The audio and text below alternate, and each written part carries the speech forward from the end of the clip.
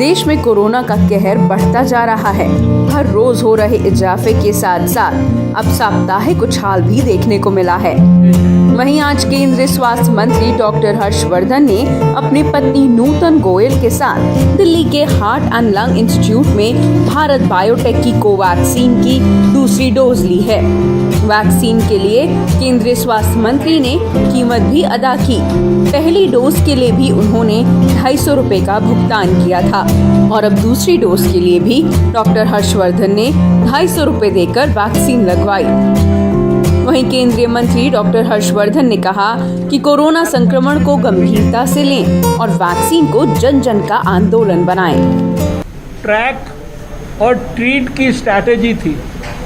अधिक से अधिक लोगों का टेस्ट होना चाहिए, पॉजिटिव लोगों को आइसोलेट करना, अस्पताल में ट्रीटमेंट के लिए भेजना और उनके कॉन्टैक्ट्स की गहराई और गंभीरता से ट्रेसिंग करके और आवश्यकता के अनुसार उनको क्वारंटाइन करना, यही शायद हमारे लिए सबसे इम्पॉर्टेंट स्ट्रैटेजी है। देश में 2434 लेबॉर्ट्रीज अब तक क्रिएट कर दी गई हैं एक साल में। उस देश में जहां हमने अपनी यात्रा एक लेबॉर्ट्री से शुरू की थी और एक एक दिन में 1 मिलियन 2 मिलियन तक भी जो है अब तो टेस्ट जो है देश के अंदर हो रहे हैं। लगभग 25 करोड़ देश में क्यूमुलेटिव टेस्ट हो चुके हैं। सब प्रकार की सुविधाएं सारे देश में विकसित की गई हैं, चाहे वो टेस्टिंग की हो, चाहे वो कोविड डेडिकेटेड फैसिलिटीज़ में एडमिशन की हो, चाहे वो ventilators, oxygen, PPE mask, PPE kits और N95 मास्क, दवाइयाँ और वैक्सीन, सब कुछ पर्याप्त मात्रा में भारत सरकार ने प्रधानमंत्री नरेंद्र मोदी जी के नेतृत्व और मार्गदर्शन में सारे देश के लिए उपलब्ध कराया है। सारे स्टेट्स को 17 जनवरी 2020 से हम लगातार सब प्रकार की गाइडलाइंस दे रहे हैं। सब प्रकार से उनके साथ हाईएस्ट लेवल जब मैं कहता हूं तो प्रधानमंत्री जी और चीफ मिनिस्टर के बीच का संवाद और इसी प्रकार से कैबिनेट सेक्रेटरी और देश के चीफ सेक्रेटरीज के लेवल का संवाद, स्वास्थ्य मंत्री और देश के सभी स्वास्थ्य मंत्रियों के बीच का संवाद, हेल्थ सेक्रेटरी और देश के सभी हेल्थ सेक्रेटरीज के साथ का संवाद, ये लगातार हम लोग एक साल से कर रहे हैं और सब प्रकार की गाइडलाइंस देने के साथ साथ आज सारे देश को पर्याप्त मात्रा में वैक्सीन भारत सरकार पर्याप्त गाइडलाइंस के साथ और लगभग 7 लाख से ज़्यादा लोगों को हम लोगों ने भारत सरकार के स्वास्थ्य मंत्रालय ने पिछले समय में देश भर में ट्रेन किया है वैक्सीनेशन के काम को स्मूथली करने के लिए। और आप देख रहे हैं कि कोविन प्लेटफॉर्म के ऊपर कितने सीमलेस तरीके से, यानी बिना किसी प्रकार के हिचीज और बिना किसी प्रकार की रुकावट के 50,000 केंद्रों पर रोज़ लाखों लोगों को वैक्सीनेशन मिल रहा है और उसका रियल टाइम डाटा, सारे देश भर का डाटा हमारे पास हमारे प्लेटफॉर्म पर आता है सेंटर के अंदर, जिसको हम लोग हर समय लगातार हर मिनट हर घंटे उसको रिव्यू करते हैं।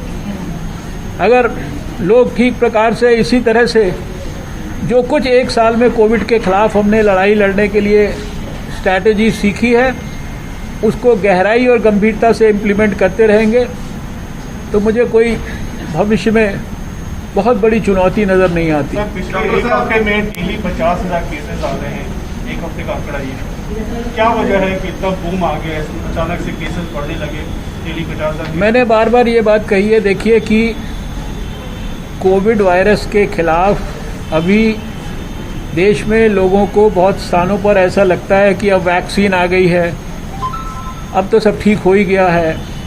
हमारा फैटेलिटी रेट दुनिया में सबसे कम है, 1.34%।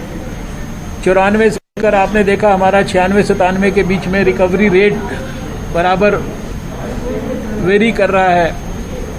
तो लोगों को लगता है कि अब कोई ज़्यादा गंभीरता से इसको लेने की ज़रूरत नहीं है, सब लोग ठीक हो जाते हैं। 1 करोड़ और 21 लाख केसेस में से 1 करोड़ 15 लाख के करीब केसेस तो ठीक होकर घर चले गए हैं और लोगों को लग रहा है वैक्सीनेशन शुरू हो गया है। अभी 60 साल से ऊपर के भी इतनी जल्दी 2 करोड़ और 80-85 लाख लोगों को वैक्सीनेशन हो गया है। 45 साल से ऊपर वालों का भी वैक्सीनेशन शुरू हो रहा है। देश के हेल्थ वर्कर्स को, फ्रंटलाइन वर्कर्स को वैक्सीनेशन मेजॉरिटी को हो गया है। तो लोग जो लाइटली ले रहे हैं और फिर आप देख रहे हैं कि सुपर स्प्रेडर इवेंट्स जो हो रहे हैं देश के अंदर, जगह जगह फंक्शंस के अंदर, रेस्टोरेंट्स के अंदर, शादियों के अंदर लोग, हमारा कहना है कि हर एक्टिविटी को करने के लिए होम मिनिस्ट्री ने डिटेल्ड गाइडलाइंस दी है। स्टैंडर्ड ऑपरेटिंग प्रोसीजर्स SOPs जो है इशू किए गए हैं, उनको पालन भी करें लोग और उनको पालन कराने में जो स्टेट गवर्नमेंट्स हैं वो भी गंभीरता से, सख्ती से उनका पालन कराएं। कोविड एप्रोप्रिएट बिहेवियर लोग अपनाएं, उसके लिए जितनी सख्ती की जा सकती है मैं समझता हूँ वो कम है, क्योंकि कोविड के खिलाफ जंग जीतने के लिए बहुत बड़ी रॉकेट साइंस नहीं है। ये सबसे बड़ा हथियार है जिसको मैंने भी पहना हुआ है, आप में से भी अधिकांश लोगों ने पहना हुआ है।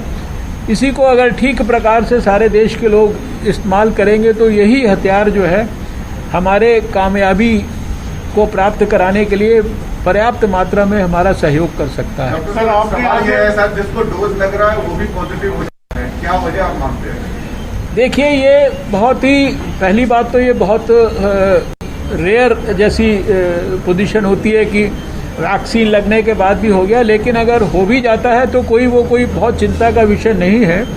ये समझने की कोशिश करिए कि जो वैक्सीन है इसका जो है, जहां एक तरफ ये हमें प्रोटेक्शन और हमारी सुरक्षा को स्ट्रेंथन करती है, दूसरी तरफ वैक्सीन लगने के बाद अगर आपको कोविड मान लीजिए होने की संभावना भी होती है तो शायद कोविड के कारण उसके गंभीरता की ओर बढ़ने की संभावना, हॉस्पिटलाइजेशन होने की संभावना, ICU में जाने की संभावना, वेंटिलेटर पर जाने की संभावना, प्राणों को बड़े पैमाने पर खतरा होने की संभावना, ये सारी संभावनाएं जो है वो बहुत नगण्य हो जाती हैं। सर, आपने आज दूसरी डोज ले ली है, ये मोदी कब तक लगे दूसरी डोज? देखिए, इसके बारे में तो मेरे लिए बता पाना मुश्किल है। ये तो जब लेंगे तो सारे देश को और दुनिया को पता लगेगा। इसमें कोई ये ऐसा विषय नहीं है कि जिसके ऊपर मैं यहाँ पर जो है कोई आपको डेट का डिक्लेरेशन करूँ।